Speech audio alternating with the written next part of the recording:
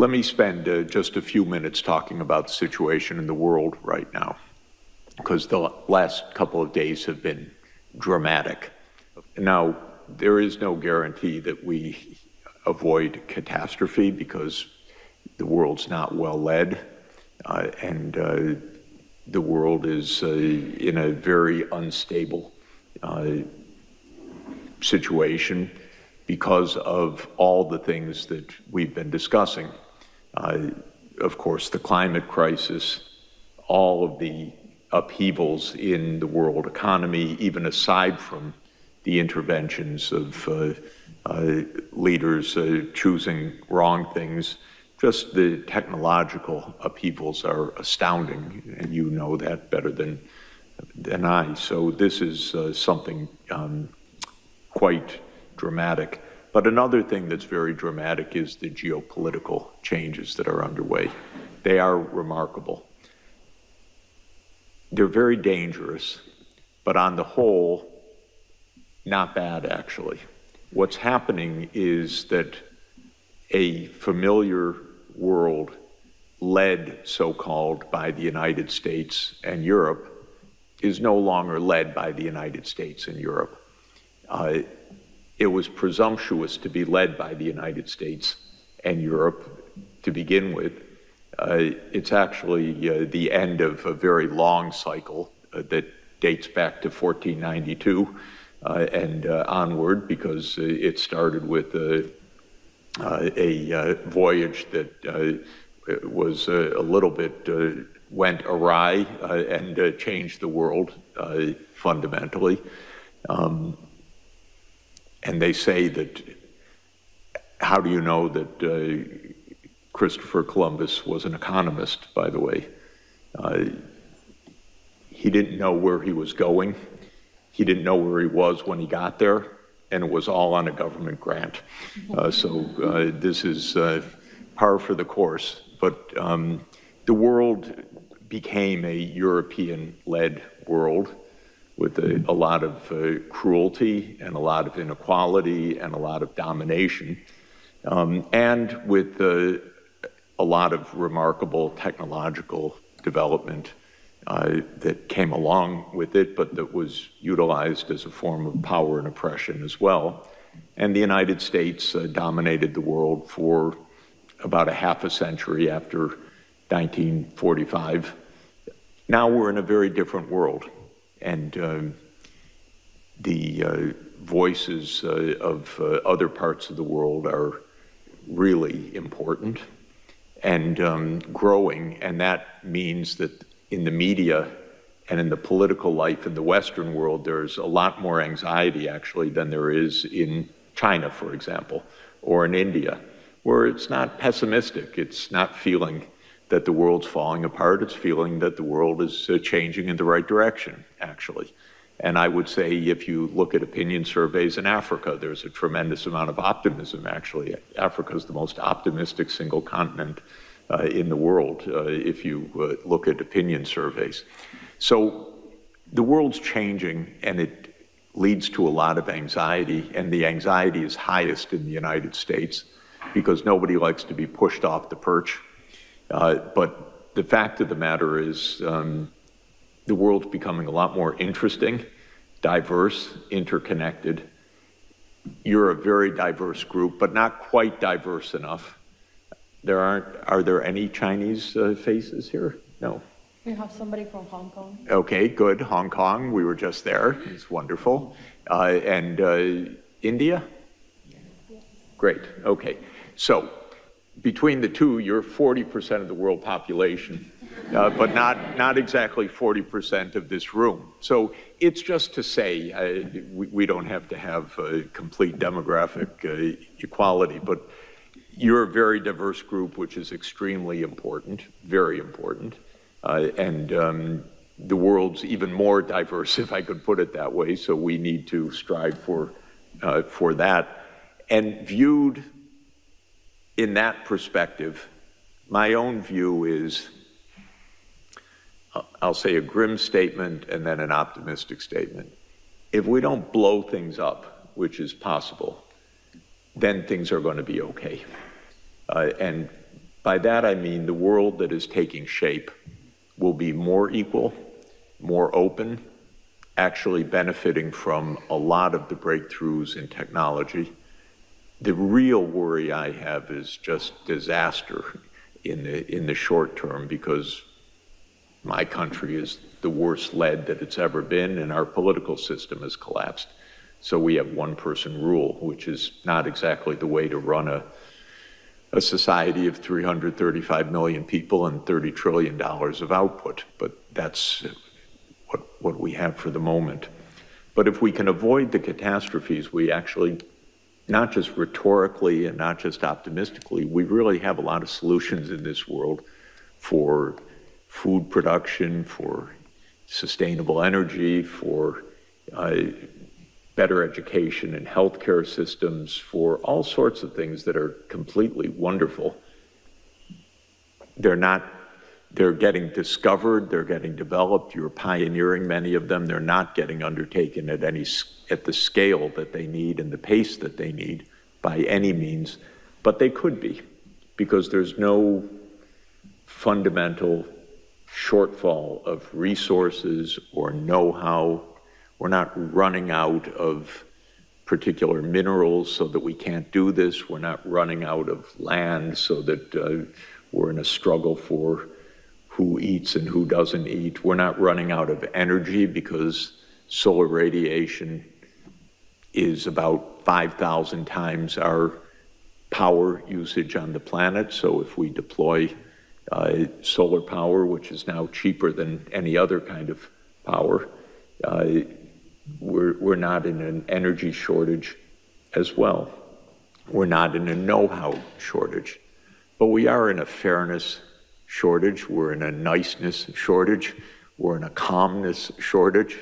We're in a geopolitical crisis, and we are with a lot of instability from all of the upheavals of climate, which are going to get worse for the next 50 years, almost no matter what we do, because underlying our physical reality is a lot of warming built into the system and a lot of shocks that will come from that. That doesn't mean that the impacts necessarily get worse, because things can get buffered, we can become more resilient, we can become adapted, but the climate itself is going to become more dangerous shortly. So this is our state of affairs. Now, what specifically happened yesterday was the U.S. declared itself outside of the World Trade System. 2 weeks ago, the U.S. declared itself outside of the climate challenge. 3 weeks ago, the U.S. declared itself out of the sustainability challenge. 4 weeks ago, the U.S. declared itself outside of the WHO. All right. Honestly, it doesn't get dumber than this, really. But the U.S. is 4.1% of the world population. And as I said, the other 95%, I don't see things diminishing in intensity of purpose, but rather increasing. And there are a lot of very good things that are happening, even because of the United States' strangeness of behavior right now. For example, China and India, which have been at loggerheads for 60 years, for more than that, for almost 80 years, for a complicated reason that the British drew an arbitrary borderline in the Himalayas, and that has meant border dispute and conflict between China and India since India gained independence in 1947 and the People's Republic of China was formed in 1949, and they're still fighting over a line that a guy named McMahon drew arbitrarily in 1880, never having been up to the Himalayas where he drew the line. And there is, by the way, a theorem that I kind of subscribe to, that all problems in the world go back to the British. So that's true in the Middle East, it's true in the Himalayas, it's true in much of the world. Yes, it's true all over Africa. It is actually a very good rule of thumb. It's not quite a proven theorem, but it's a very good rule of thumb. In any event, the Indian and Chinese foreign ministers got together and said, what are we fighting about? We should trade more, we should invest more. And then very positive statements came from Prime Minister Modi and from President Xi. Then last week, 3 other countries that are at loggerheads for no reason in the world, honestly, China, Korea, and Japan. They are divided because the United States says you're on our side and they're the enemy to China and Japan, and to Korea and Japan vis-a-vis China. The 3 got together because they see the U.S. Not such a great, protector of their interests, and they said we need to improve relations with each other. This is very, very good. And if you think about Iran and Saudi Arabia, for example, which was defined by the U.S. to be the fundamental schism of Shia and Sunni, and so much of U.S. policy was playing the Sunnis against Shia, Iran, and so forth. They made a rapprochement last year, which China helped to broker in a very wise way. The United States would never have done it and never even have thought about it, but China was very helpful. So truly, I'm not so pessimistic at all. I just see the world changing, and I can understand the pessimism in the newspapers that I happen to read in the U.S., because they're all geared around the idea of the U.S. as number one. And if you put that aside, I like a world in which China's playing a much larger role, and India's playing a much larger role, and the African Union's playing a much larger role, and Saudi Arabia's playing a much larger role. To me, this is a great world. It's a world of diversity, much better food, much better conversation, much better places to visit, much more fun in conferences and meetings and problem solving and all the rest. But if you just happen to be a U.S. strategist, it looks very grim and dangerous and so forth. So I don't buy into the danger part. I do buy into the danger part for the reasons I said, but I don't buy into the inevitability of crisis. So what I would really like you guys to do is to stay on the networking course and the practical course and the problem-solving course. And I want us to help you to do that. And just to be very clear, SDSN Youth is not to empower youth per se. It's to help solve global problems, of which you have a lot of solutions. So that's a little bit different. We have a little more access than you do to some places, being older and gray hair, but you know how to fix our phones and computers a lot better than we do, and what's going on with the latest apps and how to use them and so forth. And that's actually unique knowledge in our world right now. And so it's really important that you're at the table. It's true, you should be at the table for 2 reasons. One, to protect the interests of your generation against 78-year-old U.S. presidents that don't know how to think ahead. So that's true, but I don't think that's the main reason you should be at the table. The main reason you should be at the table is you can help move this agenda forward in a very significant way. So I had good experience when I was young. Luckily thrust into places where I could do something at an early stage of my career. And thank God it worked, because otherwise that would have been the end of it. But in any event, you can do a lot. But I also know we can help you too, because you learn a lot actually along the way as well. Every day I learn something that I say, I cannot believe I didn't know that for the last 50 years of trying to know what I know. and pretty fundamental stuff every day, which is weird to me, actually, because by now it should be kind of rote, but it's not rote at all. There's just so much to learn.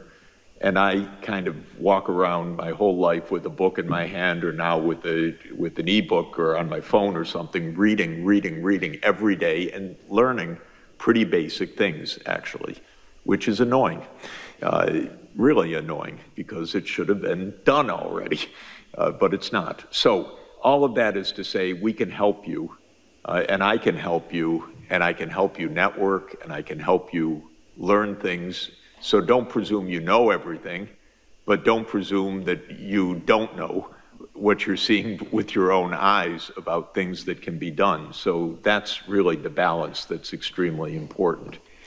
Now, what's going to happen after 2030? Let me say a few words about that, because you're going to play a big role in that.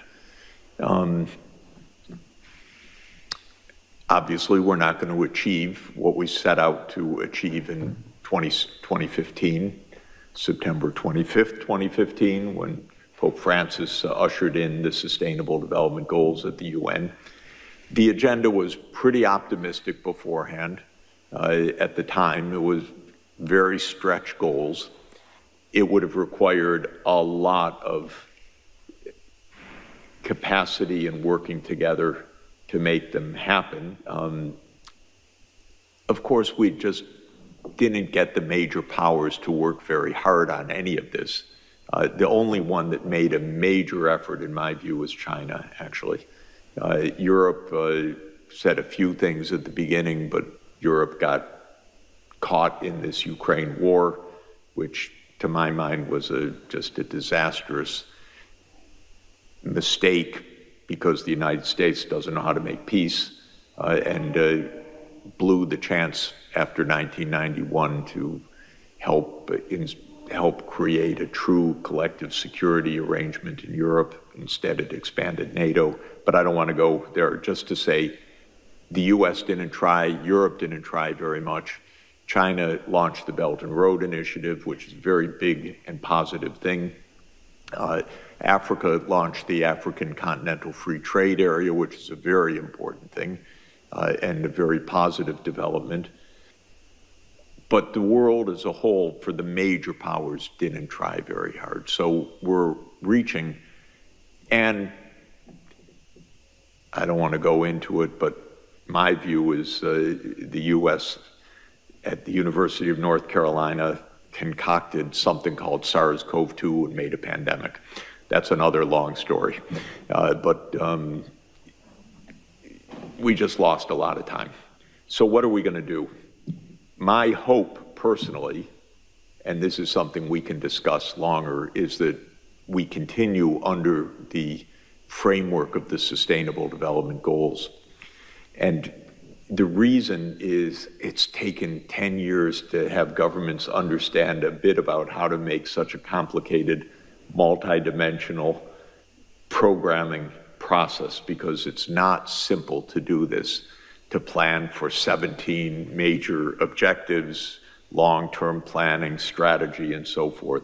Now, the goals won't stay exactly the same, but I don't want to redo everything to have a new set of goals and a new framework, because honestly, to my mind, it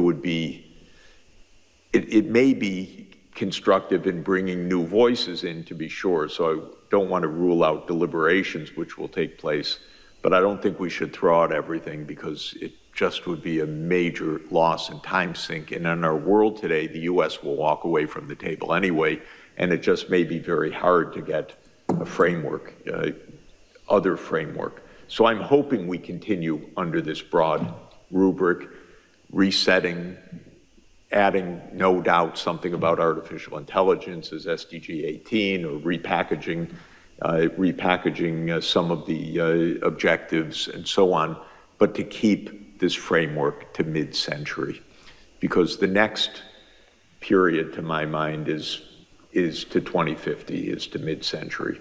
And that's, in fact, what we need to decarbonize the energy system. It's what we need to transform agriculture. It's what we need to create a workable digital society in which good things rather than bad things happen with these new technologies and so forth. So that's what I think what I am going to be aiming for in the next few years. This will probably be decided more or less around 2027 or 2028. So there will be a UN process. The next Secretary General will assign a commission, probably. There'll be deliberations. You'll be involved in national level and global processes and youth ambassadors in many ways. And we should really strategize together about this, and you should make further outreach to other groups in order to do this. One basic point is that what makes all of this very hard is thinking ahead on a time horizon and a complexity longer than governments know how to do. So if you want to change the energy system, it's not a 1 year or a 5 year or a 10-year process. You really have to be able to think about 25 years or 30 years and basic changes of technology and learn how to put that into a real political process and so forth. And this is what I find most governments don't know how to do effectively. Again, China is better at planning in this way than any other government that I know among the major governments. Europe's not bad at setting goals, but it then doesn't necessarily actually create the planning to deliver them very effectively. I'll say also I have huge hopes, expectations, and demands of the African Union in the coming years. There's a new AU commission that just came into office on March 15, and Africa needs to make a breakthrough in the next 30 years. It can't go on like this with many conflicts, with kids not in school, with the systems not working, with electricity not reaching still hundreds of millions of people. And that's what we were discussing in the Financing for Development workshop that we had earlier this week, how to make those breakthroughs. So one thing I'm asking of you is helping to instill the idea of really basic transformation in your countries, regions, and since we're going to do it together at a world scale, that yes, we really can create a better future, and it's not only wish fulfillment, it's actually very practical work. For me, by the way, I caught who had a slide that I think Sinead, about the importance of education as being absolutely fundamental. Was that you, Sinead? Yeah. In any event, okay. There are probably 300 million kids not even in school right now. And we have to absolutely say, no, are you kidding? Not another school year like this. This is crazy. And the reason they're not in school, in some places, it's because of conflict and displacement. But for at least 250 million kids, it's because the governments don't have the funds to hire teachers, to have the schools, and so forth. And I want to have a fit together with you to the powers that be that this cannot go on any longer. You cannot leave kids out of school in this world. They cannot have a future that way. This is the most basic point of everything that we're trying to do. Every one of you had the fortune, and you probably had a lot of struggles, twists and turns, good luck, parents that helped, friends that helped, family that helped somehow that you could get an education. But I think that's the first thing we really need to do, is to put our foot down and say, no more faking it to the host countries, but they don't have the money, to the IMF, to the World Bank, to China to anyone else, you gotta help make sure that all the kids are in school, period. And then there are all the other issues that we're dealing with. I won't belabor the point any longer because I know the time is short. But you guys are really important in this process. And to add to your importance, connect with others that you think we need to bring into this process, because this is a very powerful group that can really make a huge difference and can really, by the way, you can help the older ministers in the government, the presidents and so forth, understand this is no joke. This is real for your societies. This really can be done. You can tell them Professor Sachs said so, and that they got to get on with it, and that we're here to help, and we're going to get the financing that they need. We really are going to get the financing that governments need, but you need to help lay out the plans, the ideas, very operational, the wonderful things that can be done, and really inspire your countries and your friends and the businesses you're dealing with, and think very, very big. And let's plan to meet every few weeks to keep that up.